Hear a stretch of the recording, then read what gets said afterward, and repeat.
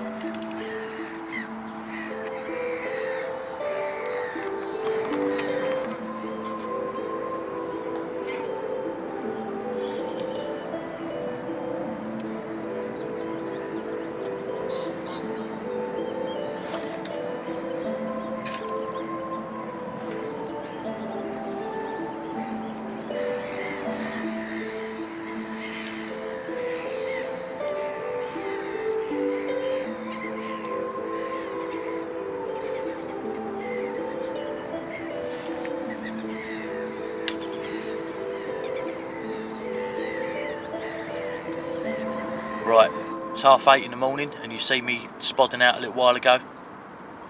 What I've done this morning is I cast a marker out, had a little feel around, couldn't really find anything, so I cast it out again and basically found about 7.5 foot of water. Popped the old float up and thought that would do. It's about 35 yards out, so I spodded out about 15, 16 spods of pellet out there. It's bank and bait pellets that I showed you in the last blog, and I'll show you again in this one.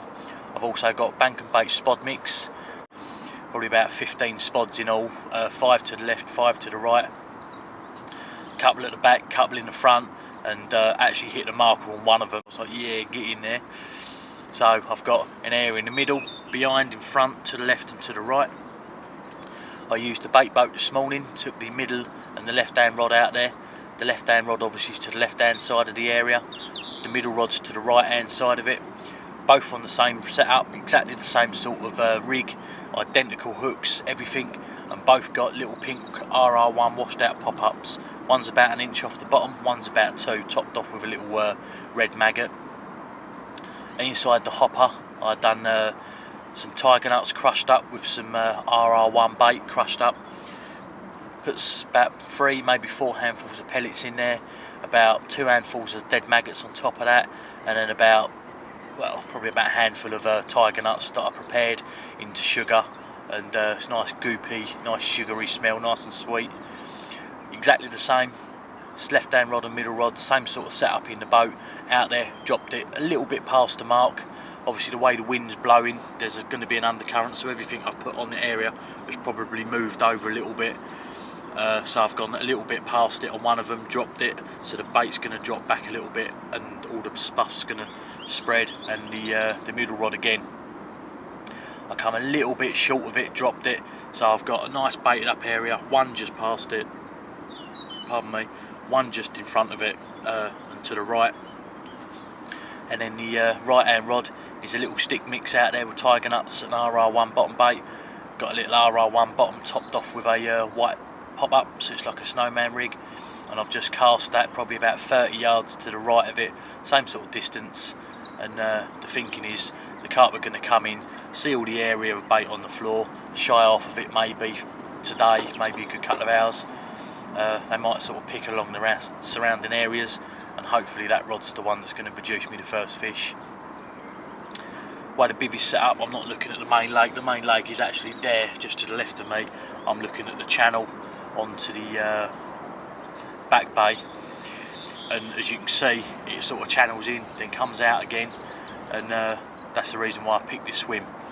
I did one swim 6, someone in swim 5, so it cuts you off. I was going to jump in swim 8 if that wasn't available. There's someone in swim 8. Swim 8 is doing the business at the minute as well. It's had 6 fish over the last 48 hours. Little knot there, it's just from the window.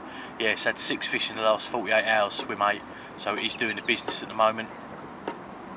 But I say, the reason why I picked this swim is because, as you can see, the lake channels down into this little sort of channel and then opens up to the back bay, and where I've positioned the marker is just in the mouth of the channel, so hopefully a few of the fish that are going to be cruising between the main lake and the back bay will go over the bait, get their heads down and hopefully pick up 1 or 2. That's the idea. Don't want to be greedy, I don't want 30-40 fish. That would be nice, it'd be a real red letter day, wouldn't it? But just 1 fish would be nice. This sort of time of year it's hard to catch fish anyway. I was lucky on the syndicate last week with 3 runs and 2 landed. And hopefully I'll be lucky this weekend, or well, up till Wednesday. The old man's going to get here this afternoon about 3-4 o'clock. He's going to jump in swim 10 or swim 12. And yeah, it's just a case of sitting back now, relaxing, and hopefully waiting the fish get on the feed. There is 6 of us over here, and from what I've noticed this morning, everyone's got their marker rods out, everyone's spodding out loads of bait. So there's loads of bait going in, loads of competition, loads of food for the fish to get on. And again, that's another reason why my right hand rod is just a single snowman with a little stick, just to the right hand side of the baited up area. I think that maybe the fish might shy off the big areas of bait, and so, like I said, hopefully that produced the first fish. But for now, so I'm just going to make myself a cup of tea like I normally do, sit back, relax, and see if I can see any fish sort of mooching around in this little channel. If not, the day chair's coming out, and I'm going to sit by the rods and just watch the main water, see what I can see, any fish sort of topping or anything like that. If I do see a couple of fish or a fish top in the same sort of area 3 or 4 times, it's just a little bit away from where I'm fishing, I will reel in one of the rods and stick it straight on that area, but we'll have to wait and see. So talk to you guys a little bit later, and yeah, that's all I can do for now. So see you soon.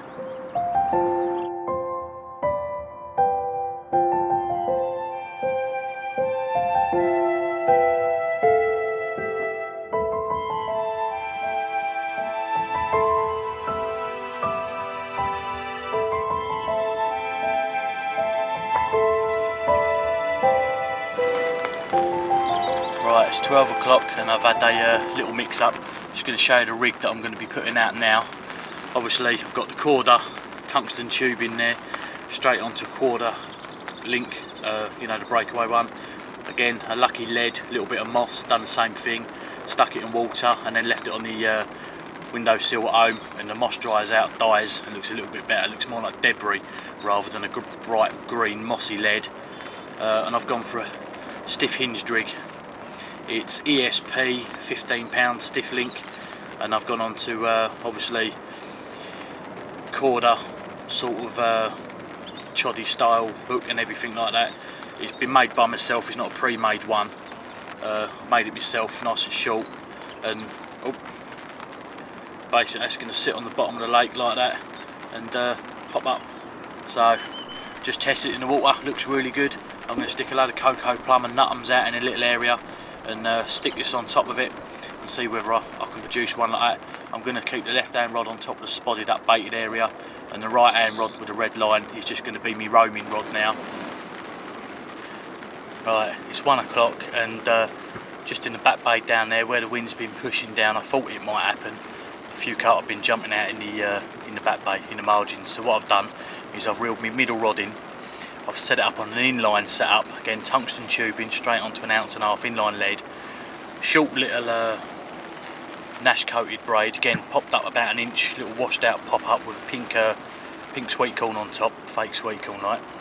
And what I've done is I've walked up about 25 yards or so up the bank, and I've just flicked it in the margins pretty much on top of where the carp jumped out. Unfortunately, first cast I see the hook tangle itself round, so I probably spooked the fish away. I had to reel in and reset it up and do it again, but the second time it was just short of where the fish jumped out, but it was on the spot. I see it'll go in the water lovely, jubbly, no sort of tangles, and right slack line up, and I'll probably catapulted about 15-20 pouches of pellet over the top of it. And basically I've got 2 rods in front of me and 1 rod about 25 yards up the bank. I can see it from where I am. Once it stops raining, or the rain calms down a little bit, I'm going to get my day chair and basically sit between the two, so I'm about 12.5 yards away from each rod, and hopefully, you never know, I might be able to snick a peeky one out of the back bay here. I've got 2 nets with me as well, so I've got 1 net by that rod, 1 net by this rod, so there's no sort of stupidness of running up there without a net sort of thing. I've got myself all prepared. Me sling, what I'll do is I'll leave it in. If I do net it, I'll unhook the fish in the water, wrap it up in the net, make sure everything's okay, and then walk the fish back into me cradle here, and then Bob's your uncle. I'll hopefully have a fish for the camera. It's just a case of waiting now, so it's gone really dead on the main lake. There's been a few crash out first thing this morning, but they've started crashing out in the back bay, so I'm going to take advantage of that there's no one now. It is getting busy. There's been a couple of people walk around the lake. There's a geezer set up in 10 now next to me, and his boy's turning up a little bit later on, so there's going to be 2 people doubled up in 10. I'm in 11. The old man's still not here yet. He's going to jump in 12. Like I say, and I'm halfway between 12 and 13 with a sneaky rod out there. But if someone turns up and wants to fish the back bay, obviously I'll have to bring the rod in. And to be honest, if someone else turned up now, I don't think the old man would be here. He'd probably end up cancelling and not turning up because it's rammed for him. And I'll end up doing Wednesday for myself. So it is literally just a case now of keep plugging away and see whether we can pick up one of these fish. Tomorrow's meant to be a nice weather. If it is, I'm going to try and sort out a zig maybe. I've got no gear for it, all my zig line and stuff's at home. I do mean keen to pack it in the bag, but I keep forgetting. So I'll have to muck around with one of the rigs I've got and the rods and lines and sort of make myself a zig up. But yeah, so if I don't get anything today and tonight, then tomorrow I'm going to stick 2 rods out there over the baited up area on the zig, and then every now and then just put a couple of spods over the top and hopefully bring the carp into the area. And then of course later on that night I can put them straight back on the bottom on the area that I've been baiting up throughout the day, and hopefully see if we can pick one up that munches around on the bottom. That's the idea, we'll have to see.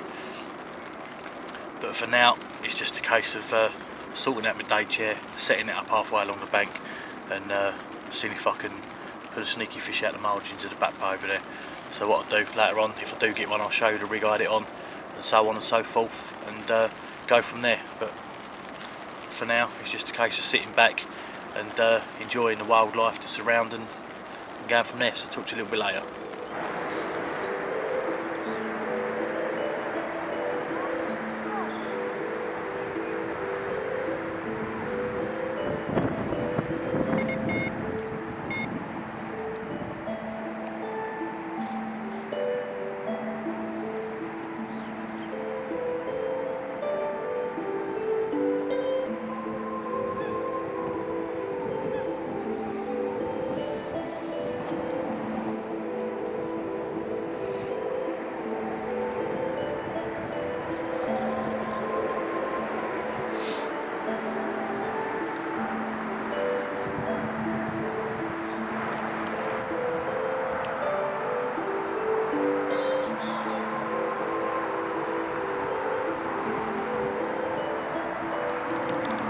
Right, it's 5 o'clock and nothing's happened. Nobody's had any joy on the lake at all. The last fish to come out was yesterday afternoon before I got here at £17. The middle rod, the rod that I put further down the bank in the margins, I've now brought up and it's in swim 12 right next to me. And I've boated it out underneath a bush. What I've done is I've got a little washed out pink pop-up top duff with a little bit of pink corn on a Nash soft coated link, normally the same sort of rig of what I show you, about 5 inches long, topped up about 1 inch.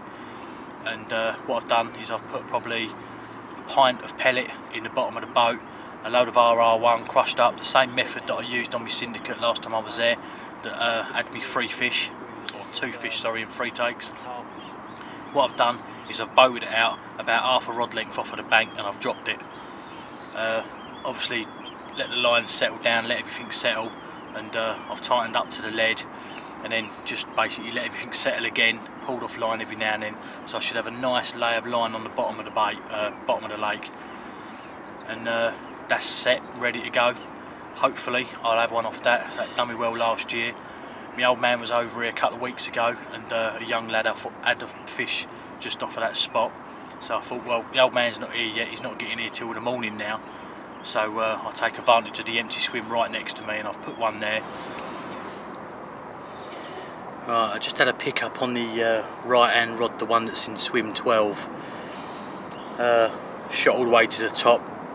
Stow hit the top of the rod and stopped. The tip of the rod was just sort of going round.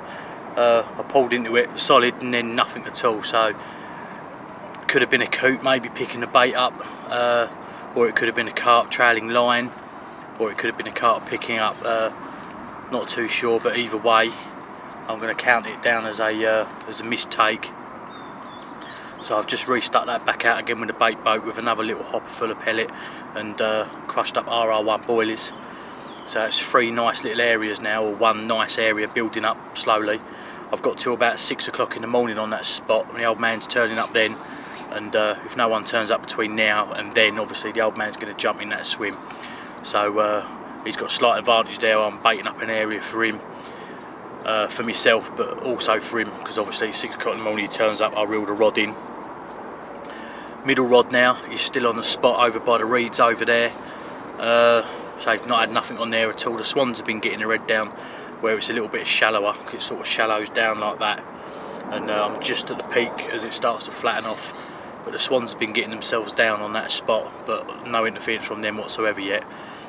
And then the left hand rod, the rod that's closest to myself, a few months back, well way back last year, I prepared some tiger nuts, and they've been left in soak, and I also prepared some new ones as well that have been left in soak, and I added sugar with them. I bought both kind with me. I've just mixed them up and I've literally just stuck the whole lot out. The hopper was full to the top, pellet, boilies, tiger nuts, my bait, pellet, and then maggots on top. I've just took it out over the big baited area with all the spod mix and just dropped it. That's going to stay there now all night. I'm not going to touch that at all till early hours of the morning. I put 2 tiger nuts on as a hook bait, so I might actually leave it there the complete time I'm here. Leave it there till pack up Wednesday morning time. To be honest, I can't see it being tangled up or anything like that. There's going to be a nice big spread of all tiger nuts, maggots and pellets with my single tube tiger nuts as well, so I might leave that one there, depending if obviously I get a take tonight on it. Happy days, I'll just flick it back out, same sort of area, but I'm going to leave it there, I reckon. See how we get on. But yeah, like normal, you know, it's pretty dead. Fish just crashed out after I just dropped the hopper over there and the bait boat in the margins. You know, a few fish have been crashing out in front of swim 10, in front of the geezer next to me, who's going to stick his rods on there for his night cast in about 10-20 minutes. But apart from that, it is literally just a case of sitting back and praying now. So I've pretty much done all I can, apart from putting a zig out. I've tried different methods today, different rigs, stuff like that. I've been baiting up the same 3 sort of areas on a regular basis. I'm not going to put any more bait out between now and then, to be honest. I don't want to overfeed it and spook the fish off, so what I'm going to do is call it a day on putting any more bait out, and if I get a couple of fish tonight, then obviously tomorrow I'll put a little bit more bait out, but for now it's just a case of leaving the rods where they are. unless obviously a swan picks up the bait or catches a line with its flipper or something.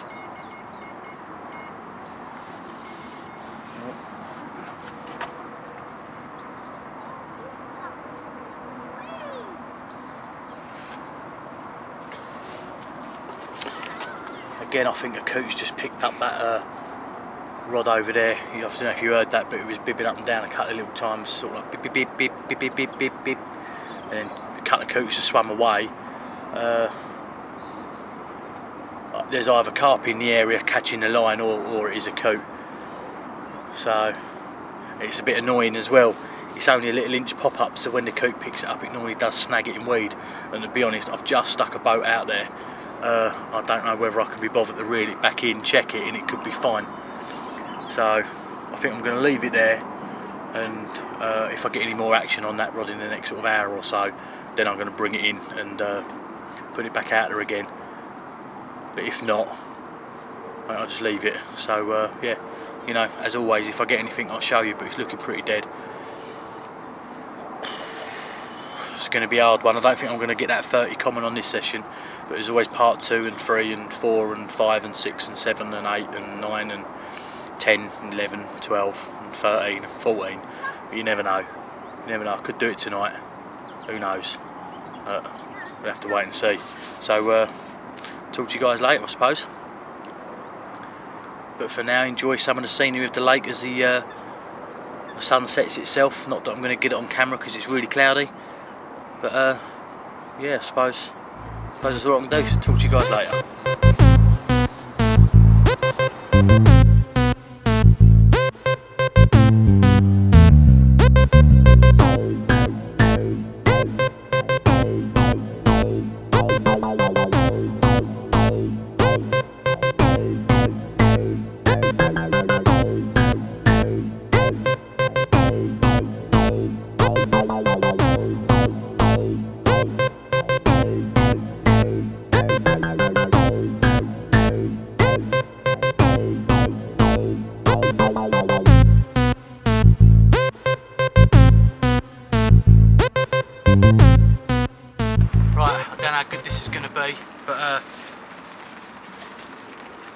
But it's 9:30. I've just had an absolutely belter of a take. Right hand rod that's been under the tree, that's done me so well many times before when I've been here. And this is what I've had. Look at that. Absolutely a cracking 31.5-pound mirror. There we go. Real big belly on it, absolutely chuffed. Bankum bait pellets, RR1s crushed up, just like I showed you on the blog on the Syndicate Lake. It's done me well over there. I thought, do you know what, it's hard over here at the moment. A lot of fish showing late this afternoon towards the middle of the lake. Nothing really showing over my areas. So I thought I'll do what I always do, and I know that normally produces me fish. Little stick mix of RR1, little washed out pink pop-up, but this time I stuck it out on the boat and had a few pellets and crushed up boilies in there, and within an hour of my third attempt at the coots not picking it up, this picked it up. Look at that, 31 pound, my second English 30. And my second 30 from this lake. Whoa. Bayeswater's done me proud. Absolutely love this lake. There we go again. Look at that. Wide, pure muscle of cracking mirror carp. I couldn't have asked for it any better. No one's had anything on the lake today, apart from a 17 pound yesterday morning before I got here. And yeah, I'm really pleased with this. So what I'm going to try and do is get a bloke next to me to get a few photos, and hopefully get some real nice photos that will really capture the fish, because I've got 1, 2, 3, 4, 5 torches on me, all on one sort of area here, and it's a shame it just wasn't like but I'll lift it up again to show you one more time.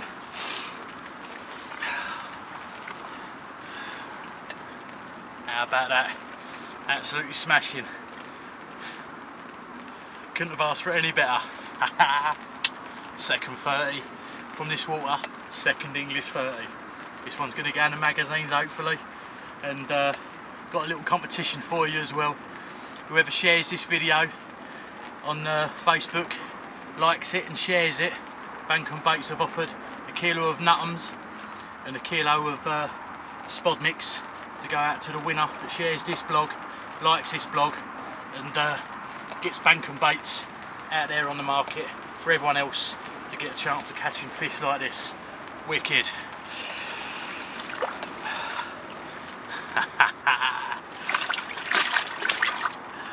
I just hope that it's good enough picture quality on the camera to justify putting it in the blog. Absolutely made up. I'm going to go get the geezer next to me now to get some photos of it, and yeah, celebrate with a nice cup of tea. So talk to you guys in the morning. You never know, I might get another one.